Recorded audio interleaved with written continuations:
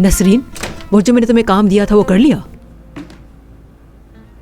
ऐसे क्यों खड़ी हो?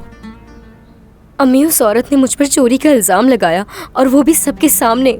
वो तो मेरी तलाशी भी ले रही थी अगर करीम साहब ना रोकते। ये बताओ तुमने किया क्या था?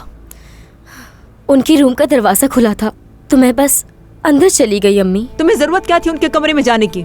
अम्मी, मैंने बस वहाँ उनके कपड़े देखे थे और कुछ भी नहीं। मैं बस उन्हें खुद पर रखकर देख रही थी। पागल हो गई हो क्या? जब उस औरत को हमारे यहाँ आना पसंद नहीं है तो वो औरत तुम्हें अपने कमरे में कैसे बर्दाश्त करेगी? अम्मी, बस कर जाएं। मैं वैसे ही बहुत कुछ सुन चुकी हूँ, अब आप भी मुझे बातें सुना रही हैं। करीम साहब के सामने हुआ है सब कुछ। वो तो कह रही थी कि पुलिस को बुलाकर तलाशी लूंगी। ये बताओ उनकी कोई चीज गायब हुई है क्या? कह रही थी उनके पैसे थे, लेकिन ऐसा नहीं है। वो झूठ कह रही है ताकि उसे बहाना मिल सके हमें यहाँ से निकालने का। रहम करना मेरे अल्लाह।